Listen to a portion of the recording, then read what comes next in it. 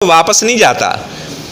تو چھٹے نمبر پر میں نے بتایا آپ صلی اللہ علیہ وسلم کا نکاح ہوا ام سلمہ رضی اللہ تعالیٰ عنہا کے ساتھ۔ ان کے پہلے شوہر کا نام تھا ابو سلمہ، نام ان کا ہند تھا، تو بیٹا پیدا ہوا تو اس کا نام سلمہ رکھا، تو اس کے نام سے پھر کنیت رکھ رہی ام سلمہ، اور ان کے شوہر کا نام ابو سلمہ تھا۔ انہوں نے حبشے کی طرف بھی ہجرت کی، مدینے کی طرف جب ہجرت کر کے آنے لگے ابتا جگہ پر پہنچے تو ابو سلمہ کے خاندان والے آ گئے، اور ادھر سے ام سلمہ کے جو والدین تھے وہ آ گئے۔ وہ کہنے لگے ابو سلمہ آپ نے اگر مدینے جانا ہے تو آپ چلے جائیں، آپ ہماری بیٹی کو نہیں لے کر جا سکتے۔ اور ابو سلمہ کے والدین کہنے لگے سلمہ آپ نے جانا ہے، ابو سلمہ آپ نے جانا ہے تو چلے جاؤ، یہ بچہ ہم آپ کو نہیں سالے جانے دیں گے۔ تو وہ بچہ چھین کر لے گئے، ام سلمہ کے گھر والے ام سلمہ کو اپنے گھر لے گئے۔ اب ام سلمہ رضی اللہ تعالیٰ عنہ روزانہ ابتا جگہ پر آتی اور زارو قطار روتی کہ اس جگہ پر میرا بیٹا مجھ سے جدا ہوا ہے اور میرا خامد ابو سلمہ مجھ سے جدا ہوا ہے۔ قبیلے کا ایک آدمی گزرا تو اس نے جا کر بات کی، یار اس بیچاری ام سلمہ کو آپ نے کیوں روکا ہوا ہے، اس کا بچہ اس کے حوالے کرو، اسے مدینے جانے دو۔ خیر لوگوں نے بات مان لی، تو ام سلمہ رضی اللہ تعالیٰ عنہ اونٹ کے اوپر بیٹھی، اپنے چھوٹے بیٹے کو لی اور مدینے کی طرف روانہ ہو گئی۔ فرماتی اللہ کی قسم عثمان بن طلحہ جیسا نیک بندہ میں نے نہیں دیکھا۔ جب عثمان بن طلحہ کو پتہ چلا تو اس نے میری اونٹنی کی مہار پکڑی اور وہ آگے آگے چلنے لگا۔ فرماتی ہیں کہ وہ یسرب مجھے چھوڑنے کے لیے عثمان بن طلحہ گیا۔ یہ عثمان بن طلحہ وہ صحابی ہے جس کے پاس خانہ کعبہ کی چابی تھی۔ خانہ کعبہ کی جو چابی ہے آج بھی حضرت عثمان بن طلحہ رضی اللہ تعالیٰ عنہ کی نسل کے اندر ہے۔ جب آپ نے وہ چابی حضرت عثمان کو دی تھی فرمایا خذھا خالدۃ طالدۃ الی یوم القیامہ، فرمایا کہ عثمان یہ چابی آپ مجھ سے لے لو، یہ قیامت تک آپ کی نسل میں رہے گی۔ ابھی بھی آج تک حضرت عثمان بن طلحہ کا جو خاندان ہے اسی نسل کے اندر وہ چابی چلی آ رہی ہے۔ اگر بادشاہ نے آنا ہوتا ہے جب تک حضرت عثمان بن طلحہ کے خاندان کا وہ بندہ آ کر بیت اللہ نہیں کھولتا تو وہ بادشاہ بھی اس اللہ کے گھر میں داخل نہیں ہو سکتا۔ تو ام سلمہ رضی اللہ تعالیٰ عنہ مدینہ طیبہ پہنچ گئی تو اللہ کا کرنا ایسا ہوا ان کا جو شوہر ابو سلمہ تھا اس کی وفات ہو گئی۔ آپ صلی اللہ علیہ وسلم آئے تو گھر کے اندر کوحرام مچا ہوا تھا، لوگ زارو قطار رو رہے تھے۔ تو ابو سلمہ کی آنکھیں کھلی ہوئی تھی، جب ان کی جان پرواز ہوئی تو آنکھیں کھلی رہ گئی۔ فاغمضہ تو آپ صلی اللہ علیہ وسلم نے ابو سلمہ کی آنکھوں کو بند کر دیا۔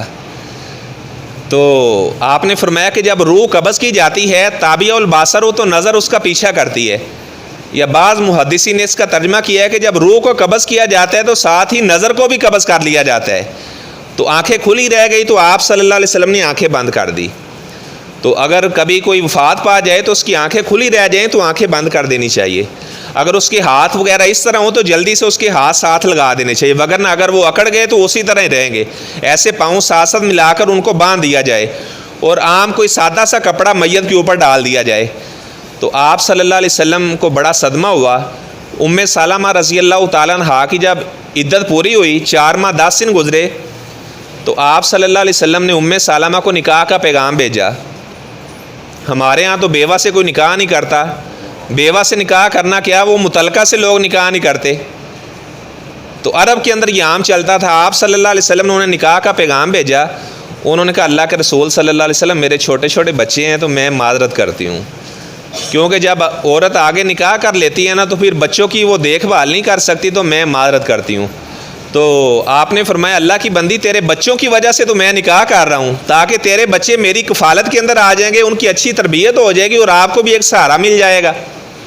ہمارے ہاں کیا کہتے ہیں، چلو نکاح کر لیتے ہیں اس متعلقہ سے یا بیوہ سے، لیکن بچہ نہیں ہم نے لینا، وہ بچہ نانی کے پاس ہی رہے گا۔ اللہ کے بندو، بچہ آپ کی کفالت میں آ جائے گا، موت کا کیا پتہ ہے، آپ کو اللہ تعالیٰ بہت زیادہ اجر عطا فرمائے گا۔ ہمارے ہاں نکاح کر لیتے ہیں لوگ متعلقہ یا بیوہ سے کہتے ہیں، لیکن جو اس کی اولاد ہے نا وہ نہیں ہم نے لینی۔ آپ نے فرمایا ام سلمہ ان چھوٹے بچوں کی وجہ سے تو میں آپ سے نکاح کر رہا ہوں۔ تو ام سلمہ رضی اللہ تعالیٰ عنہ بہت زیادہ پارسا نیک، اور علم بھی ان کو اللہ تعالیٰ نے بہت زیادہ عطا کیا تھا۔ قرآن مجید کی قرات کرنے کا انداز بہت اچھا تھا۔ صحابہ ان کے پاس آتے، اماں جی آپ صلی اللہ علیہ وسلم قرات کیسے کرتے تھے؟ تو وہ ایک ایک حرف پڑھ کر بتاتی کہ آپ صلی اللہ علیہ وسلم اس طرح پڑھا کرتے تھے۔